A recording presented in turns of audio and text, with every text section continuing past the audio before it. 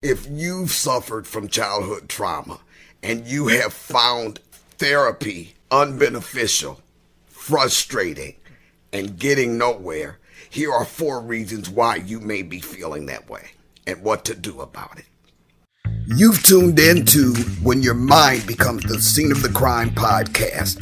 I'm Dr. Linda F. Williams. I take survivors of abuse and trauma from pain to purpose so that you take back your power, tap into the truth of who you are, and live your best life now. Complex post-traumatic stress disorder, or CPTSD, is not in our diagnostic manuals yet. There are areas of psychology and psychotherapy who have acknowledged that it exists, but there are very few people who specialize in CPTSD.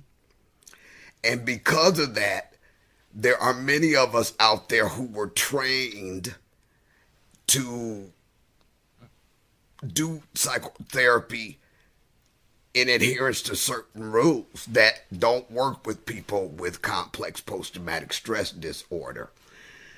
So a lot of the things that we learn in our training, in our education, and in our internships have to be kind of unlearned or set aside when we're dealing with people with complex post-traumatic stress disorder. I've done on the videos that said that it's real good to get a therapist who has come through the complex post-traumatic stress disorder and has dealt with it and healing from it. But I also said that you don't necessarily have to have actually suffered with childhood trauma to be a good therapist. So there are a couple of things I want you to know about this. First of all, trauma-informed, which you will see in some profiles of some therapists, and trauma-trained are 2 different things. You want to look for a psychotherapist who has been trained in dealing with this kind of trauma. Not every therapist specializes in everything that you might need. And let me tell you why this is important. Because the trauma-informed therapist is not necessarily trained to conduct therapy with somebody with complex post-traumatic stress disorder. So, for example, we were trained to keep a line between us and the client. And in doing so, we keep some kind of professional distance between us. But when you get a therapist who is trained in, has a track record with, and has obtained good results with people who have suffered childhood trauma, that person will have to put aside some of that because it needs to be long-term, and it takes a while to develop a relationship. This can be a therapeutic relationship where I'm not sitting there like I'm the big doctor in a white coat and I'm studying you, but I develop trust to the point where you, as the client, would know that this is a safe place for you, where you don't have to deal with things like blame the victim. So, for example, a trauma-informed therapist who is not trauma-trained may suggest, for instance, that, okay, let's get into some family therapy. Let's pull your family in, your parents, whatever, and do some therapy with all of us. That's not good if you suffer from complex post-traumatic stress disorder due to childhood trauma, because now you put me in a position where I got to look at these jokers that did me like that. And I don't think that this is good right now, so I'm out, for instance. Trauma-trained therapists will not put you in that position. They will understand. They will take the time they need to take in order to develop a rapport with you, so you know you are in a safe place and can be trusted, and they will never put you in a position of once again being considered the problem. Another thing that you might look for in that you might have experienced in therapy is you can tell while you're talking to this person, say about some things you went through in childhood, and they're kind of distant and they kind of removed from it, and they say stuff to you that, oh, that's too bad, or I can't, or I can see why that might be a problem. Whatever it is, whatever the words are, you know that this person is not relating. So that might be somebody who is a good therapist, but they're not trained in how to deal with complex post-traumatic stress disorder. Okay? In order for a trauma-trained individual to be successful with you, they will also understand that talk therapy ain't cutting it. Talking about a matter, the person, the client being aware of a matter is not transformative. Just talking about something over and over again is not going to transform your life. A trauma-informed therapist, not to say that they're not a good therapist, what they do is not going to understand that. See, we have these protocols. Somebody might be CBT or cognitive behavioral therapy or dialectical therapy, or there are all these different modalities that we will use in certain situations. But again, complex post-traumatic stress disorder is not in the diagnostic manual, so you're not going to find me in there. Okay? And so when you don't find me in there, which modality are you getting ready to use? See, a lot of that stuff is not going to be beneficial. As a survivor of childhood trauma, you want to see transformation. I don't want to keep talking about what I went through. I don't need you to keep pointing out my triggers. I already know they there. Let's get into some tools and some therapy that's going to transform my life, as opposed to me sitting here 6 months from now still talking about it and get no better. Another thing that a typical therapist versus a trauma-trained therapist is that they understand the dynamics of how you as a survivor are perceiving the things they're saying to you or perceiving their actions, so that they know that they can't just be a fly on the wall listening to what you're saying. They need to be engaging with what you're saying. They need to be providing you directives and just challenging your perceptions, while also understanding why you think that way or see things that way. And that takes that trust I talked about earlier. Understanding that it takes time to build that trust and giving you a safe place, so that they're not spitting out these platitudes that, oh yeah, well, you know, your parents did the best they could. I heard one guy, Patrick Teahan, I'll put his picture up right here. He was saying that that ain't working for this. Okay? You can't just be the fly on the wall waiting for the client to figure everything out themselves. You have to be engaging with that client, understanding what things look like from their perspective and challenging some of those beliefs, but also providing support and the tools that you're going to need in order to navigate, say, an ongoing relationship with a narcissistic parent. Or how you are not able to connect in relationships because of what you went through. Understanding the why and not looking at it like you are the problem. It's like, what's your problem? It needs to be what happened to you, and understanding how you're thinking is directly informed by what happened to you, and to be able to know when to put their foot down and really push and challenge you, and when they need to back off and gently work with you and be able to give you actionable, effective tools to accomplish what you need to do to draw healthy boundaries in relationships. Sometimes trauma-trained therapists will challenge you on why are you subjecting yourself to that. challenge you on a place where instead of telling you you need to reconcile with whoever the problem is in your life with respect to trauma, and when you need to, hey, maybe you need to just cut your losses. But see, a lot of us are trained in other areas not to be that involved in the decision making.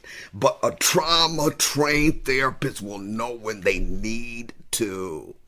They will know when they need to. They will understand that there's a long way you have to come before they start employing different modalities that we have learned sitting in the classroom. I hope this makes sense. So interview. This is what I want you to do. If you look, you're going to have to take some time to do this and understand that part of the thing is, just like in relationships, dating, whatever, sometimes you have chemistry with somebody and sometimes you don't. And when you're dealing with a therapist to deal with childhood trauma, there has to be a chemistry there. You have to have established rapport, and you have to feel safe in that therapeutic relationship, and you have to trust the therapist. So you're going to have to interview them. Don't just go to Psychology Today and look up a therapist who says they're trauma informed. When you look for a therapist, you're looking for somebody who is trauma trained. Trauma informed is not trauma trained. That's one thing you're looking for. The second thing you want to do is you want to ask them what's their area of expertise. What types of therapeutic interventions do you do? Because we can all be specializing in this, specializing in eating disorders, specializing in that. You need somebody who specializes in childhood trauma. You want to find that out. If they are not explicit in just detailing what they do, move on. And if they are explicit enough for you to understand what they do, if you're not hearing trauma trained, then you need to move on automatically. If you're hearing trauma trained, then you want to interview them, find out what is your process. If I become your client, what is your process? What do you do? How long is this going to take? For instance, when you're dealing with childhood trauma, they need to be willing to invest the time necessary to understand your background. And sometimes the intake can take 2 or 3 sessions on this for them to understand your specific issues, what you dealt with growing up, what age you were when these things happened to you. If they don't have that as part of their process, then you should probably reconsider. Also, if you talk to someone and you're interviewing them as a possible therapist, and they tell you, I can solve your problems in 6 sessions, not. I don't care if they informed trauma, trained, whatever. A trauma-trained therapist is generally, especially if they got some time under their belt dealing with clients who have suffered childhood trauma, they're not going to tell you it's a quick fix. It's going to take some time just to develop the trust in the relationship. And anybody who's trained and experienced in childhood trauma will know that. So you don't want to hear that. Another thing you want to look for is ask questions to try to suss out how much they provide feedback. Because if you suffered childhood trauma, we are generally taught in school that we don't do a bunch of talking, that it's all about the client. We're trained that we don't want to interfere because there's this transference, countertransference thing where if I haven't healed from my trauma, then I might not be there fully for you, and I don't want to transfer my issues to you. I've got to keep my perspective out of things as a therapist so that I'm not tainting the therapeutic relationship. But when somebody's trained in childhood trauma, then they know that there's going to be a whole bunch of talking they're doing. They might talk half the time Okay. And so you want to suss that out and feel out just how much feedback you're going to get from this individual, or whether they're stuck in the old paradigms that we're taught that don't work at childhood trauma.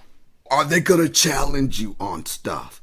Because you don't want somebody that's going to just sit there and wait for you to come up with the answer. What you need is somebody who's understanding the holistic picture where you're concerned, and they're giving you that feedback, challenging your beliefs, being understanding about why you have certain perspectives, and providing you tools to help you to come to a more realistic, more empowered position in your life. Because they really shouldn't even be talking about, if they jumping right off the gate when you interview them, talking about, yeah, we're going to bring in the whole family. Not move on. Don't even finish the doggone interview, because generally there's a lot of therapy that has to go on to get you to a point where the family is not affecting you the way that they used to, where you are more empowered and standing in your own power before even talking about family therapy. And that should probably only happen if those jokers who did you wrong have come to a place to understand that they are wrong and they're willing to change. And that doesn't often happen. And finally, listen with your second ear to hear if there's anything in their answers that would lead you to believe that they are going to make dismissive assumptions about you. And what I mean is that sometimes a therapist, a trauma-trained therapist shouldn't be doing this, but sometimes the therapist will, because you're having these perceptive challenges or connection challenges, will look at you as the problem. That's a dismissive assumption about you. And from that perspective, they will always be coming at you from a perspective of, you're the one who's wrong in this. No, we already deal as trauma survivors with the challenge of feeling like we brought the abuse on ourselves. We deserve the abuse, feeling ashamed about the abuse. You don't want to hear nothing like that coming out of this person. That's dismissive assumptions about you. And you need somebody who understands the dynamics and the repercussions and the devastation that perpetuate in your life as a result of being the victim of child trauma. I hope that some of the things I've said to you have been beneficial. I would like for you to look up Patrick Teahan. I am putting a link to his page.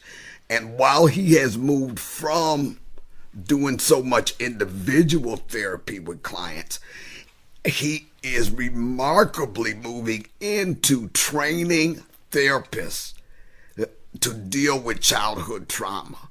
I think that's a remarkable calling of his, because he apparently has come to the realization as a survivor himself that the more people who can be out here trained to be good CPTSD therapists who deal with childhood trauma, the better for all of us. So please go to Patrick Teahan's channel, because he also has many videos out there, and his role plays are superb.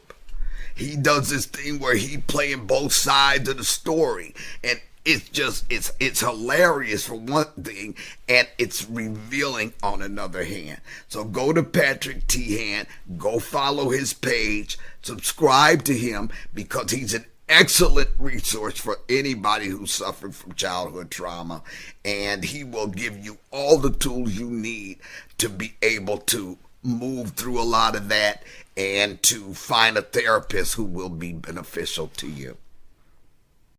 Click below to get a free breakthrough session with me, and we can talk about some things. I don't do psychotherapy. I'm a coach. but we might decide that we should partner together to get you to where you need to be. Because there's no reason that anything that happens in your past has to be the end of your story. I'm Dr. Linda. Always remember, your greatest power is realizing the truth of who you are. You know that truth. Thank you for joining me today on When Your Mind Becomes the Scene of the Crime podcast. Schedule your free breakthrough session now at lindafwilliams.com. That's lindafwilliams.com.